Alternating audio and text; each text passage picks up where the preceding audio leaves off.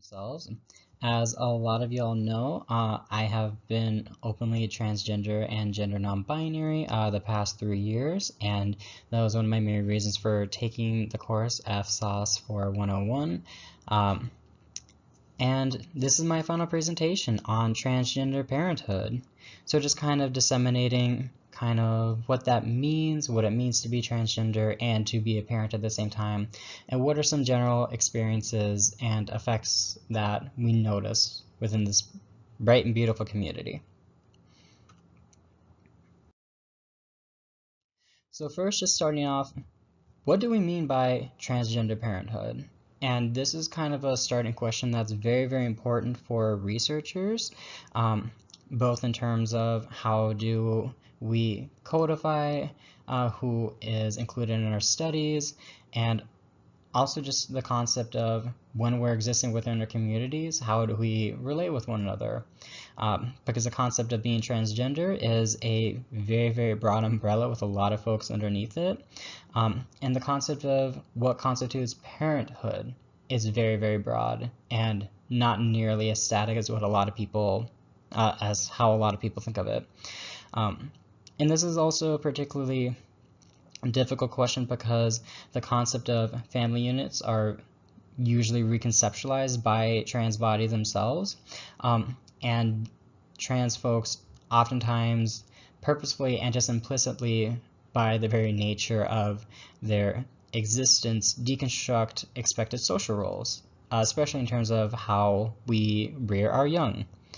And another example as to how this goes about is that labels of parenthood are oftentimes highly gendered, such as like mom, dad, so on and so forth, and extended like labels of extended family members such as like aunt and uncle. And something I recently learned is that a gender neutral version that's going around is actually ZZ, which is particularly attractive to me. It's something that I'm definitely going to be using as a non-binary individual.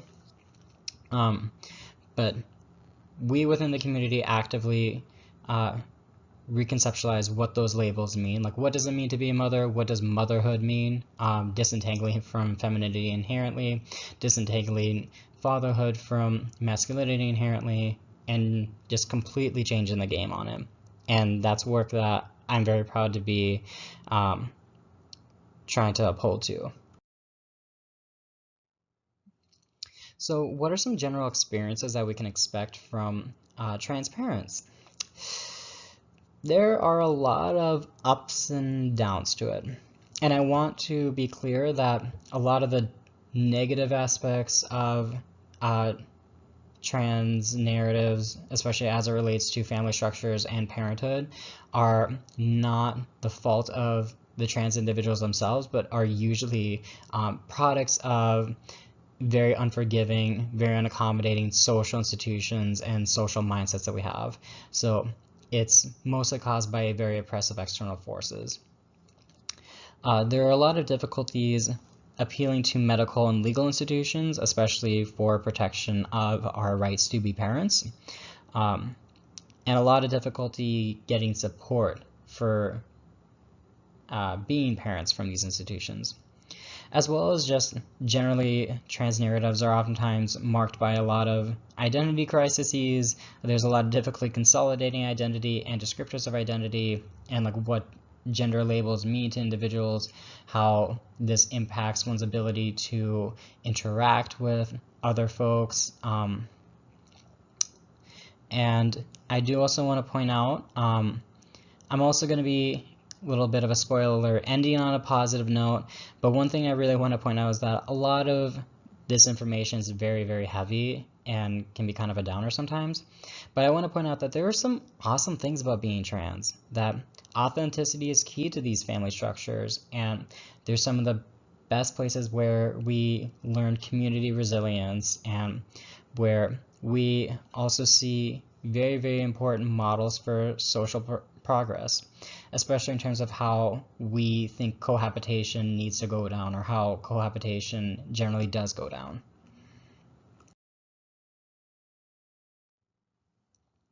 So how can trans folks become parents?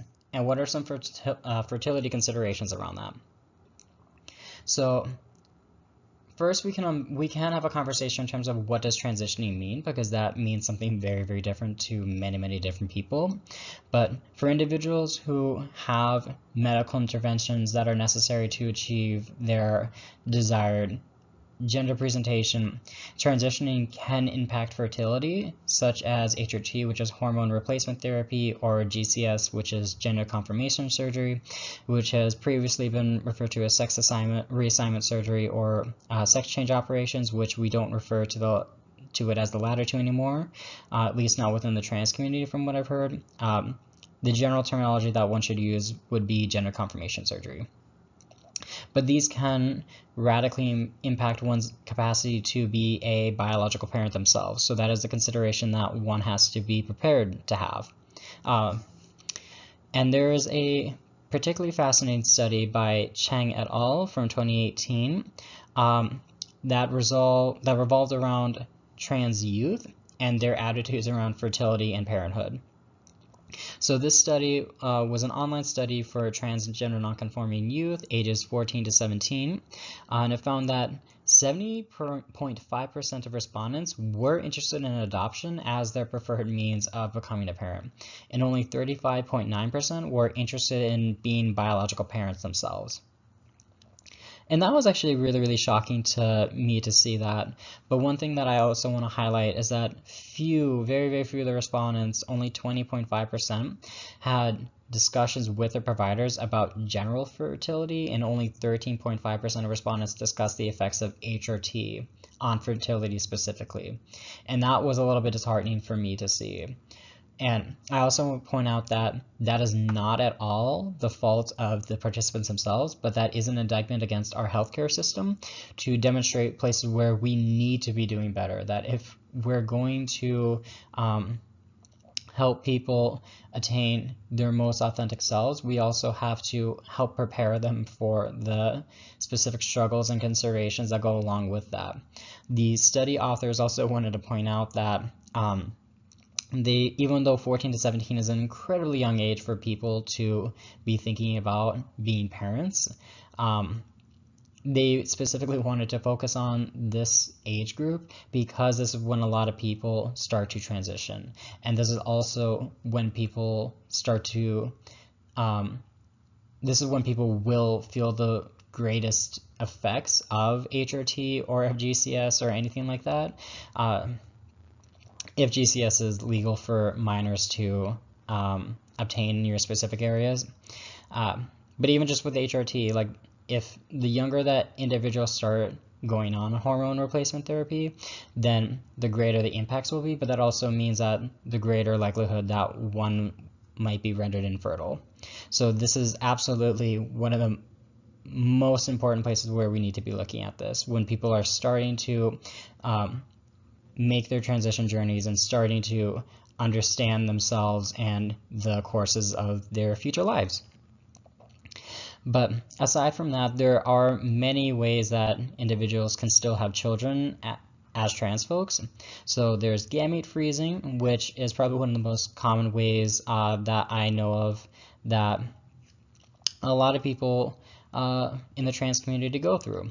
So this would just be freezing sperm cells or freezing egg cells, and this ensures that in the future, regardless of what are the effects of HRT has on sperm count or on egg health, or if one obtains a vaginoplasty or hysterectomy or any other measure such as that, you still have options to become a biological parent yourself because your gametes are frozen. Aside from that, there are also surrogates who are oftentimes brought in for assistance, whether if that's in tandem with gamete freezing or if that is interacting them with partners who still have unimpaired fertility. And then there's also penetrative intercourse with or without assisted fertility measures, because some people, I'm not a huge fan of the term personally, but the term is reproductive potential. So that indicates that one individual has sperm cells that are viable and one individual has egg cells which are viable. Regardless of however any individuals identify, sometimes trans folks are in relationships that are conducive to having high reproductive potential. So sometimes penetrative intercourse is an option. Sometimes there might be a need to undergo certain interventions to boost one's fertility. But this is still an option for many trans folks. Not all trans folks, because it is contingent upon the specific relationship structure that you're in, but it is an option for many folks that a lot of people don't realize. And then there's adoption. Adoption is always an option where one can become a parent. You won't have biological relationship to the child, but a lot of individuals don't mind that or feel that on the whole, the notion of creating a family structure and being there to provide for someone and of having that sort of impact on someone's life is still worth it. So becoming a trans parent continued. So I wanted to contrast this next study with the last one, where the last one was sort of this hypothetical model of what are the general attitudes that people have around fertility, specifically in their youth. But this shifts to the materialized version of that, where these are trans folks who actually are parents and how they attain those visions for themselves. So this study was by Tornello, Riskind, and Babik. I hope I pronounced all those right, but I might not have. This was conducted in 2019 and surveyed 311 transgender and gender non-binary parents across the United States. So the criteria was that they had to have identified as transgender in some way, as well as identifying as a parent. They found that younger parents usually became parents before medical transitioning, if that was a part of what they considered to be their trans identity. And they were also significantly more likely to report less SES, so socioeconomic status. And unfortunately, I wasn't too surprised to see that statistic just because of how social discrimination works, whether if that's inability or if that's employment discrimination, where a lot of people don't want to hire trans individuals, or if that's cutting off from extended family resources where you don't have an inheritance anymore. Capitalism has a way of really biting trans folks in the keister, so that's very disheartening for me to see that there is a economic disparity, but it's also one of those things where it wasn't necessarily the most surprising for me. Especially as an individual who has in many ways felt the impact of that economic discrimination.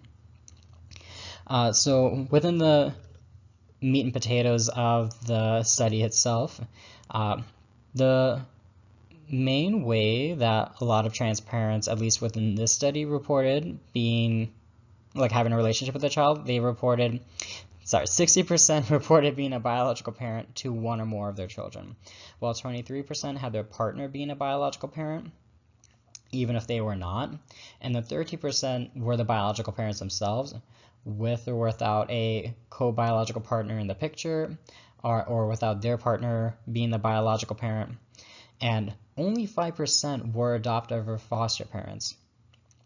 And that was actually the most surprising facet of the study to me. That was so groundbreaking, especially after seeing the contrast from the latter study, where it didn't really seem a lot of people would mind adoption being their preferred method of becoming a parent.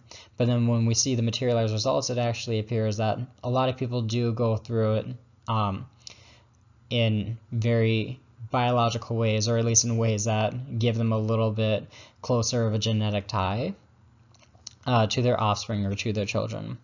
And one thing that was also noted is that 65% of the parents became parents to their children during their current relationship, while 35% became parents from a former relationship.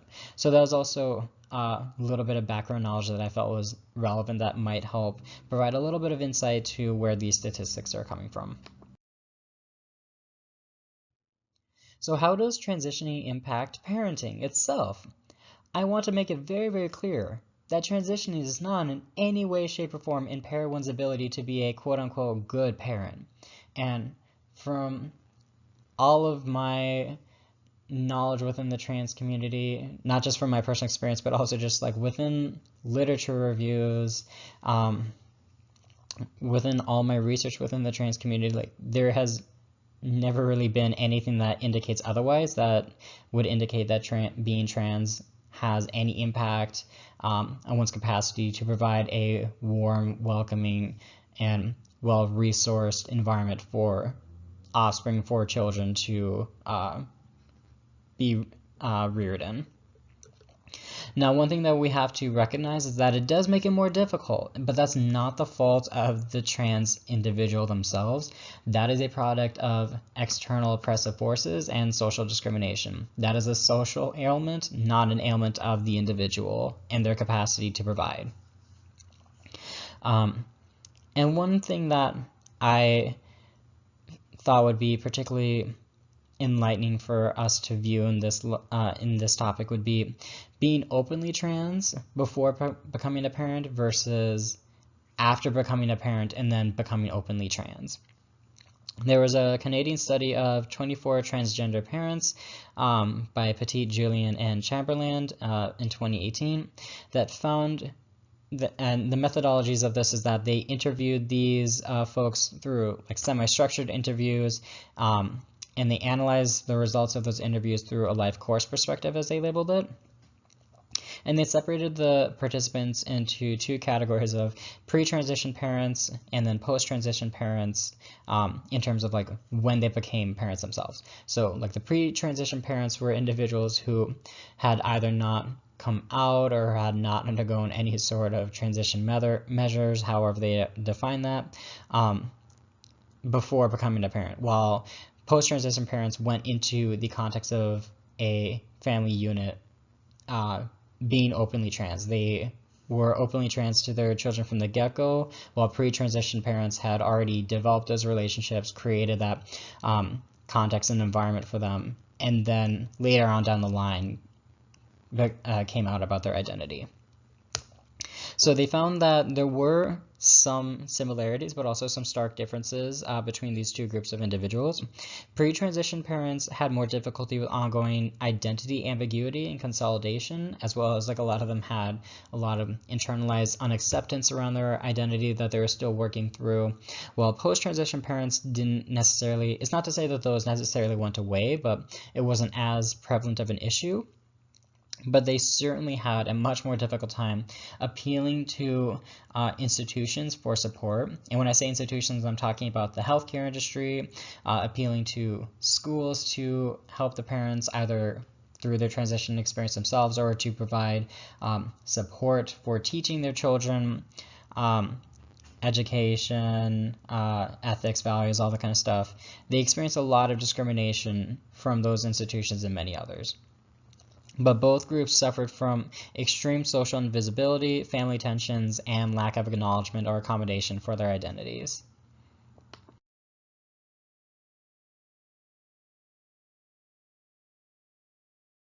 So here are some medical considerations. So again, not every trans person is going to identify their transition as having some sort of biological or medical basis to it. But for individuals where that is the case, or just for individuals who want to become parents, though, that might be a facet that becomes relevant.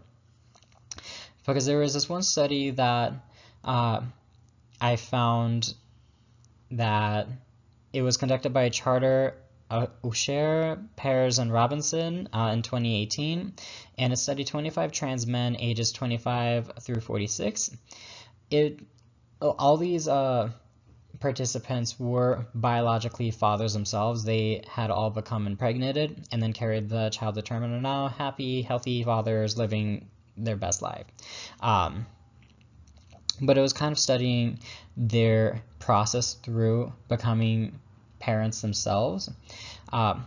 They found that through their gestation period, they experienced a massive amount of dysphoria, either through effects of gestating, such as enlarged breasts, having to crank down their testosterone measures, and reintroducing estrogen kind of reverse some of the impacts that they had been spending a lot of time transitioning away from, kind of brought back some more of the quote unquote like traditionally like feminine features that they were trying to transition away from.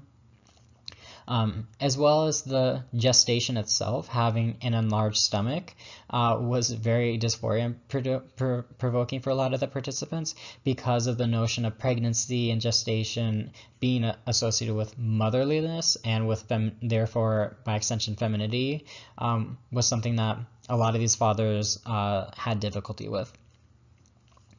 And there is also barriers to healthcare, such as provider discrimination, and lack of awareness in terms of how to best care for them medically and just socially.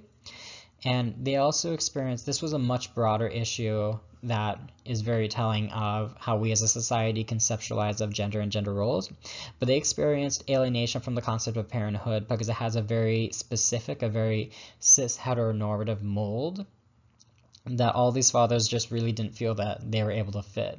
So they did experience a lot of distress because of the fact that they couldn't fit, they didn't conceptualize themselves as fitting into those socially prescribed molds of what it meant to be a parent.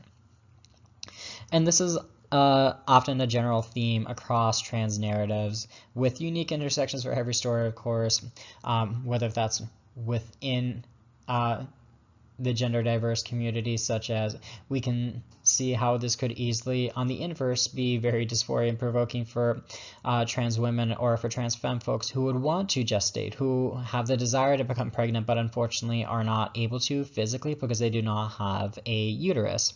We can see where the inability to become pregnant could become very dysphoria producing for them. And that's a consideration that we also have to have in the back of our minds as to when we're providing care for and just providing support for that individual, even if we aren't providers ourselves, like how can we go about trying to remedy that a little bit, and how can we go about trying to accommodate that so that those individuals can achieve their life goals and still be authentic to themselves.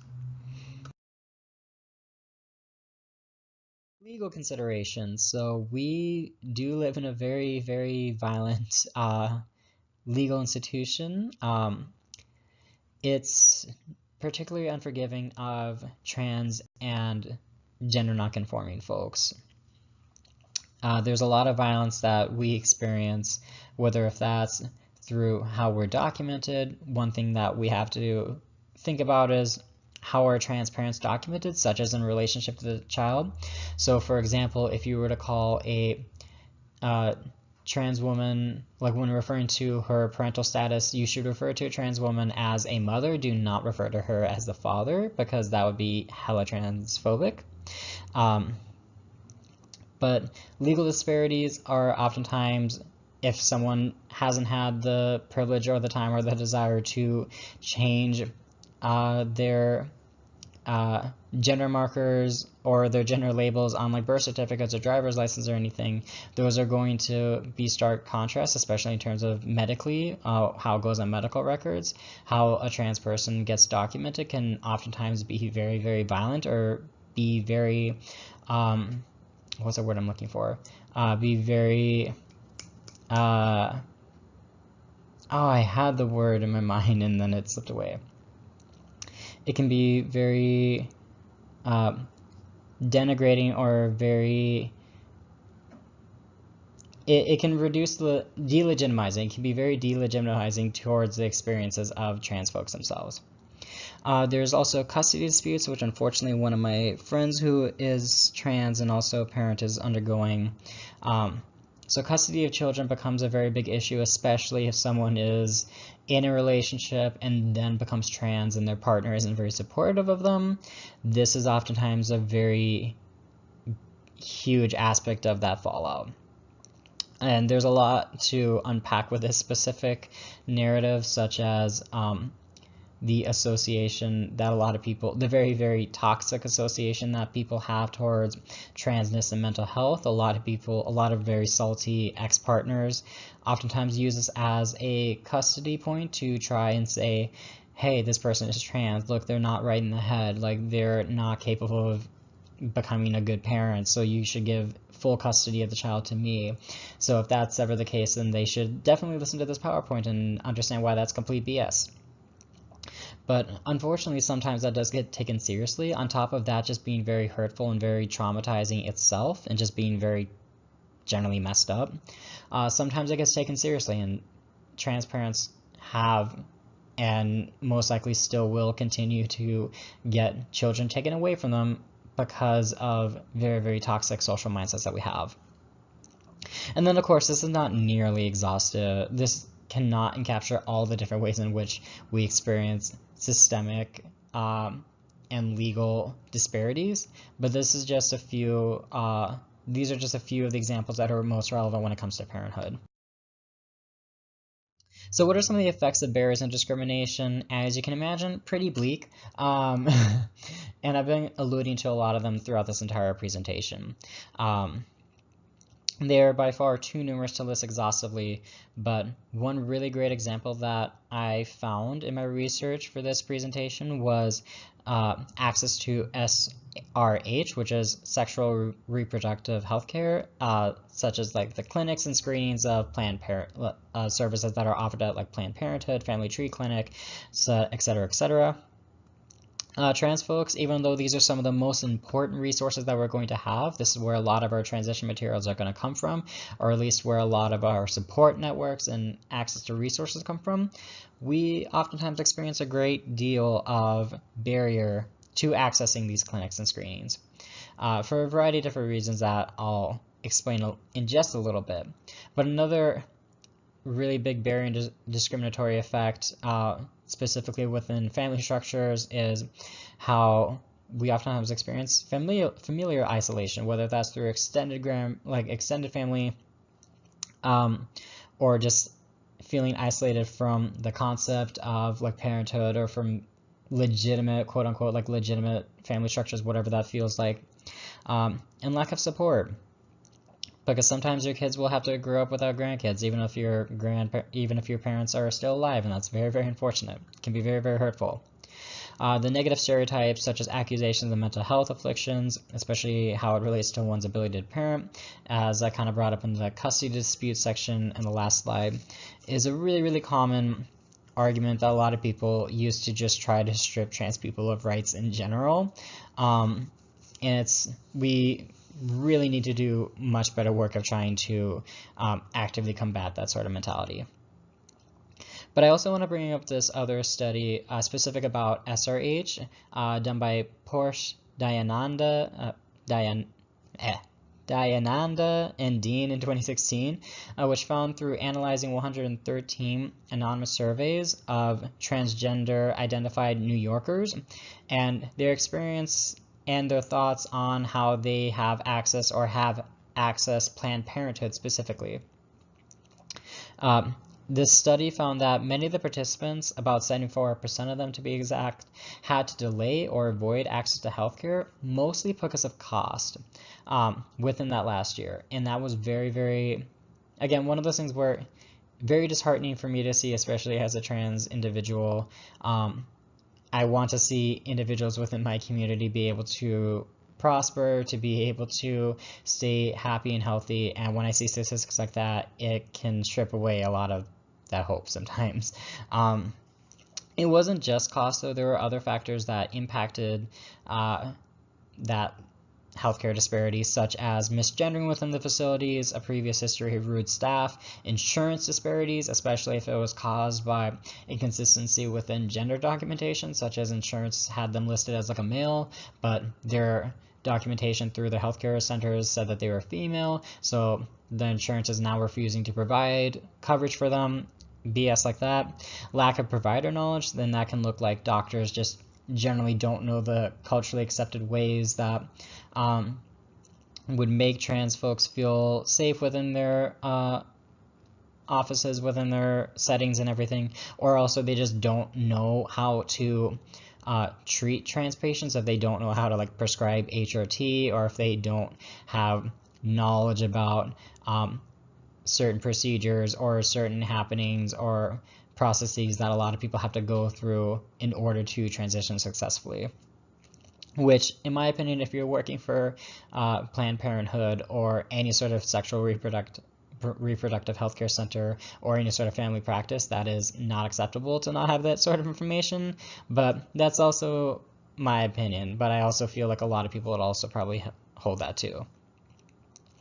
And another reason is that the services that they needed just weren't available at those facilities, such as if they wanted GCS, but there wasn't a facility that could provide those surgical interventions, then they also just had to avoid healthcare because they just couldn't seek it out. It just didn't exist for them.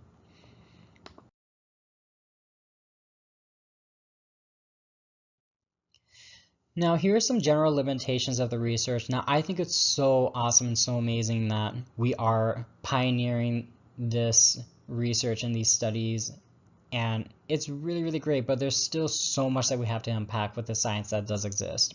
So I kind of alluded to it in the very beginning of this presentation of how do we codify trans parents methodologically in terms of who are we reaching out to? Who do we mean when we're saying trans individuals? Because there are a lot of individuals who break down socially accepted gender norms who might not necessarily identify as trans. Like a lot of people who are non-binary do not identify as trans and actively dissociate themselves away from that.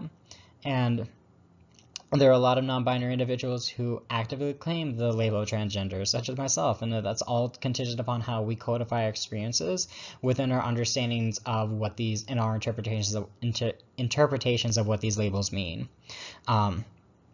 And that creates a lot of messiness, especially when you have a very broad umbrella with a lot of different set of identities. What do those identities, even if we decide on a specific labels for them, what do those labels actually mean, and how does it make those bodies, those specific individuals, interact with the society around them?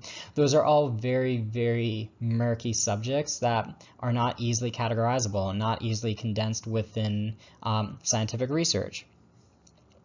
And then how do we account for confounding factors and intersections of identity that separate individuals from their communities, such as like race, class, specific gender labels, disability statuses, all sorts of stuff like that are things that within the trans community we're also trying to build solidarity with in our community. And those are also considerations that we have to have, such as when we're talking about access to healthcare, we do have to have the consideration of socioeconomic status. We have to have the consideration of race in the back of our heads, because those are very, very relevant in terms of the social determinants of health that disenfranchise or imprivile people with capacities to accessing healthcare or to feeling like they fit the mold of parenthood. How do we as researchers reach trans communities is also one of the most important methodological considerations that we have, especially in terms of the research that we have now and its capacity to actually reflect the lived experiences of trans members in society and to hold empirical validity to it. Because a lot of trans communities experience a great amount of systemic discrimination, we as researchers have to really accommodate that and have to think about who are we reaching when we're making online surveys. If someone doesn't have access to computers because their family kicked them out for being trans, that's going to impact our capacity to really reflect the trans community as a whole by even just the lack of that one voice. And I know that's not the lack of just that one voice, because that's unfortunately a very common experience that a lot of people in the trans community undergo. So we as researchers really do have to be considerate of how we're sampling within trans communities, and then how we also codify in research basis that respects those bodies and those experiences and lived individuals, but at the same time provides a working scientific basis that we can operate under. A lot of this information is also incredibly new research and has just started to take off, so it's difficult to compare the development of the subject. So like studying gender nonconformity circa 1940 versus how we study it now is going to look very, very different, and a lot of it's in its baby steps. But I mean, we all got to start somewhere. We just have to be cognizant that this research is new, it's ever working, and we're really onto something. We just got to keep the track moving forward. And then another thing is that you'll notice that pretty much all the studies I have are non-experimental, and that's oftentimes because it's very difficult and often very unethical to do experiments on subjects like this, whether if that's studies about parenting in general. It's really, really difficult to create studies that will hold a high amount of content validity to them, but at the same time still upholding, basic human decency. So it's usually very qualitative or correlational research that we have to settle for, which those have their place. They can be really, really amazing. They can be awesome. And I do think that a lot of the research that is out there is awesome, but we have to be considerate of that, is that a lot of these are going to be just that, very qualitative or correlational. And then we have to recognize just the scientific holdbacks that come along with that.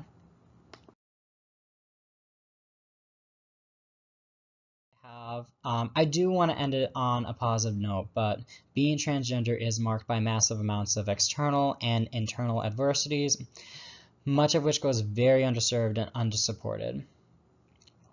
And while being transgender in constructing families is difficult, it is so important for our society that we continue existing and resisting, because we are paving a new way for people to be who they are. We are paving a society that is more just and allows people to have access to the same basic equitable resources that our cis counterparts have. We're making a society where people can be true to themselves and not experience social and discrete discrimination for that. There are a lot of awesome things about being trans. Authenticity is key. You can be a parent and know that you don't have to hide who you are from your kids or from extended family, and you're teaching your kids to be authentic too. You are directly modeling to them what it means to be resilient and what it means to be a family. And that is one of the most beautiful things that I can ever think of. Here are some sexy references for y'all. That's pretty much all I have. Thank y'all so much for tuning in and listening to my disembodied voice. I have really, really come to appreciate and love everything that this course has taught me, and I'm going to utilize it very, very well in my future career aspirations, I definitely know, and just my work as an activist as well. And I encourage all of y'all to do the same. But no matter what, I hope that y'all have a wonderful and fabulous summer. Thank y'all so much. Bye.